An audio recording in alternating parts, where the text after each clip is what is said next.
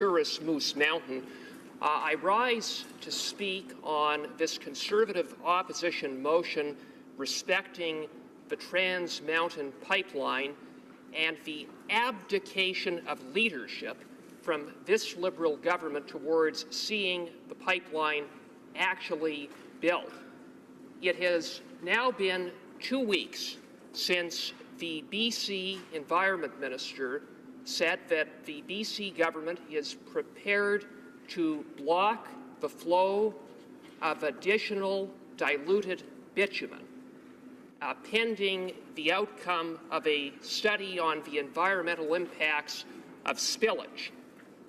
The fact that the BC government is prepared to block the flow of additional diluted bitumen pending the outcome of this so-called study effectively means that the BC NDP government is prepared to unilaterally force the Trans Mountain project to be stalled, a pipeline project that is a work of national interest that means jobs and that amounts to billions of dollars of investment.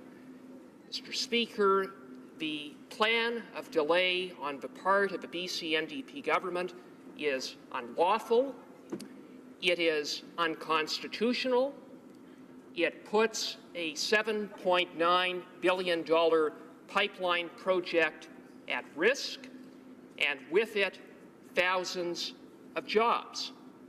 It is an undisputed fact that interprovincial pipelines like Trans Mountain fall squarely within federal jurisdiction. And as part of that federal jurisdiction, there was a significant, substantive, and comprehensive review of this project by the National Energy Board. And at the end of that review, the National Energy Board gave Trans Mountain the green light. But, Mr. Speaker, the fact that there was a comprehensive review, a review that lasted some 29 months and resulted in some 157 conditions, is not of interest to Premier Horgan and his NDP government. What Premier Horgan is interested in is obstruction. He's interested in delay. He's interested in using all means necessary to stop Trans Mountain. And Premier Horgan has said as much. And true to his word, Premier Horgan has declared war on Trans Mountain, and in so doing, he has declared war on federal jurisdiction. So, Mr. Speaker, in the face of this unprecedented attack on federal jurisdiction on the pipeline approval process by Premier Horgan, what has the Prime Minister done? What has the Minister of Natural Resources done? What have the 3 Liberal MPs from Alberta done, Mr. Speaker? Have they stood up for federal jurisdiction? No. Have they stood up for the rule of law? No.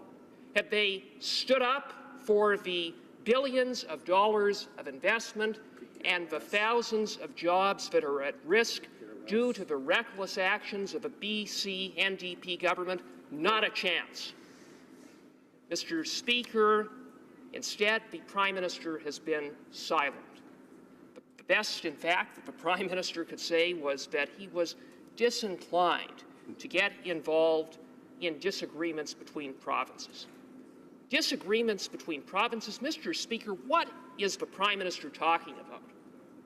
This is not a matter of a disagreement between provinces.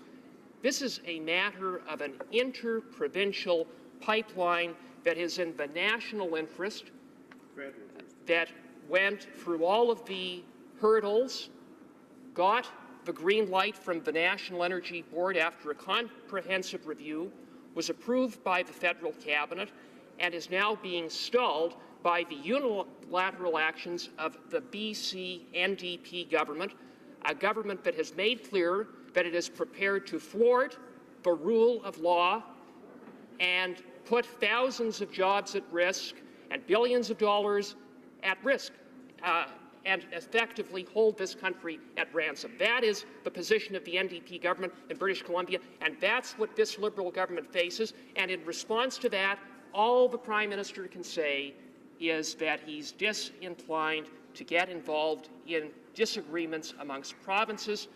Mr. Speaker, if that is what the Prime Minister calls leadership, I call it pathetic leadership, Mr. Speaker.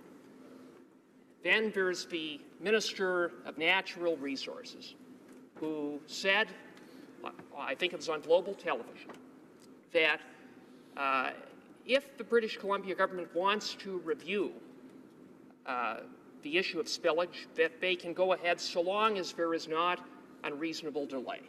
You know, what a joke. What a joke, Mr. Speaker. Instead of standing up for jobs, instead of standing up for rule of law, instead of standing up for our energy sector, the position of Minister of Natural Resources is one of going along and getting along with the BC NDP, Mr. Speaker.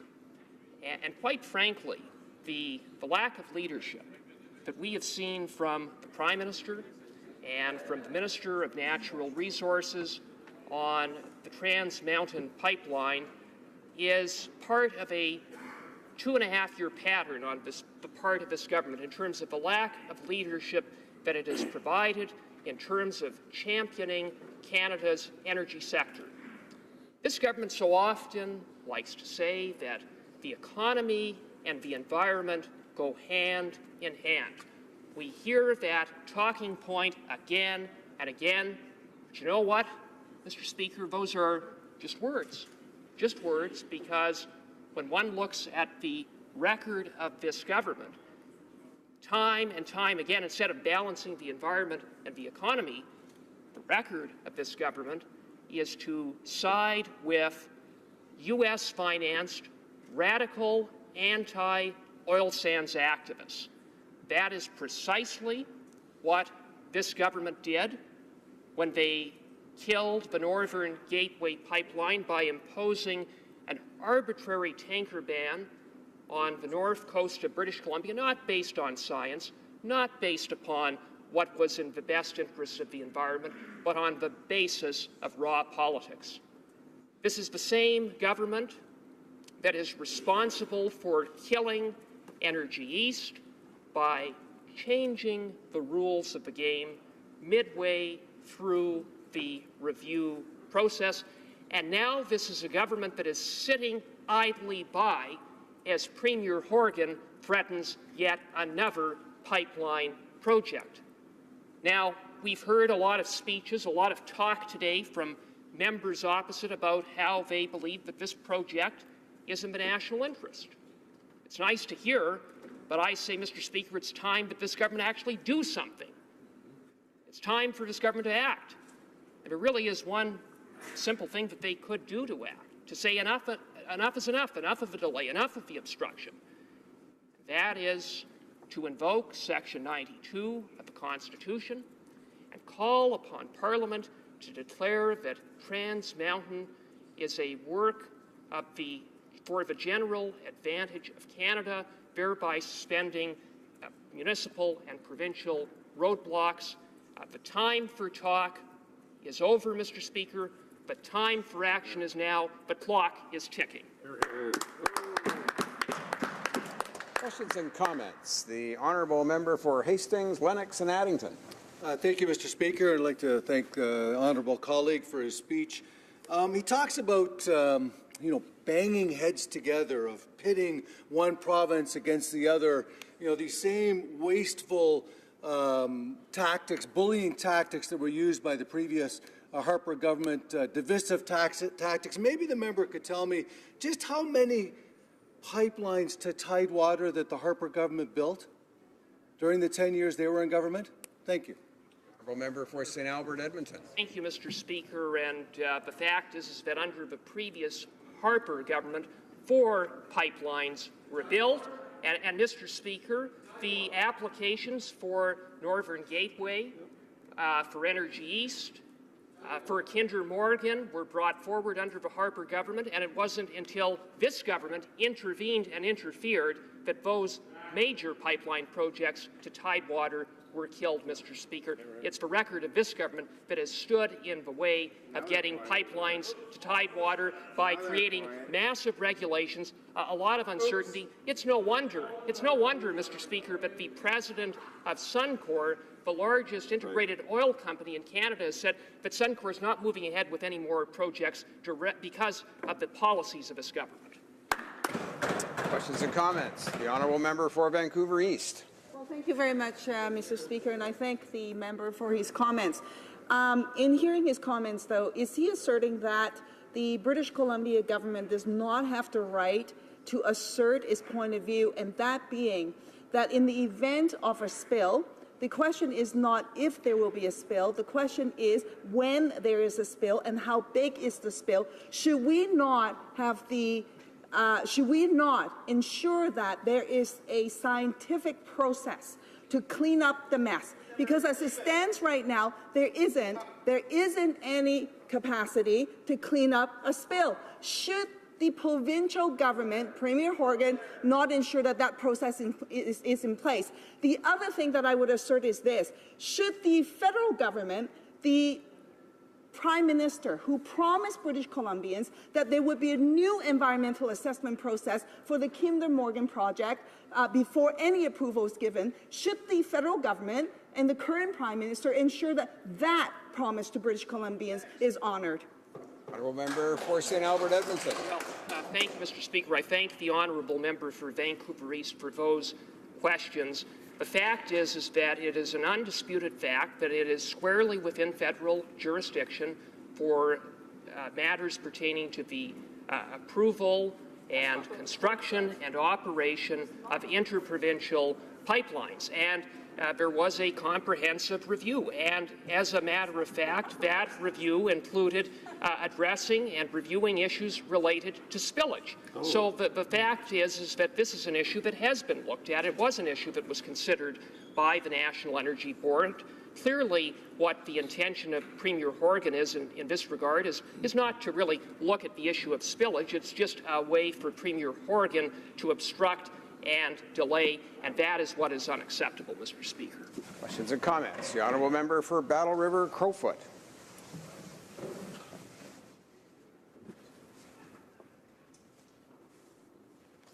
Thank you very much, Mr. Speaker. And today is a very important debate. We're here debating the Trans Mountain Expansion Project and the ability to move our energy to the Tidewater. And Mr. Speaker, the reason that we're having this debate is that since this Liberal government has come into power, we have seen capital leaving Canada for these types of projects. We've seen investment dollars leaving Canada.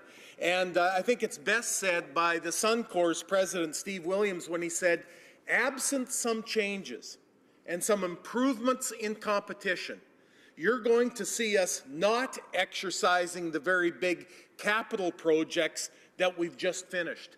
And so, Mr. Speaker, my question to him is, what Mr. Williams was talking about, absent some changes, the government, this government, the Liberal government, has brought in changes to make these types of projects much more difficult. Certainly, investors are not going to put their capital at risk. They realize it's a high risk now with this government. And I'm wondering if my honourable member would comment on the investment attitude of those investors, but also the whole atmosphere around this capital coming into Alberta and Canada. Well, member for St. Albert Edmonton. I thank the member for Battle River Crowfoot for his question, and he picks up on the point that I made in my previous response, which is that we saw the president of Suncor indicating that Suncor is no longer prepared to invest in major projects. And, Mr. Speaker, it speaks to a larger issue, which is one of regulatory uncertainty that is driving away capital and investment. And that is particularly concerning at a time when the U.S. is moving in exactly the opposite direction by rolling back regulations and allowing their energy sector to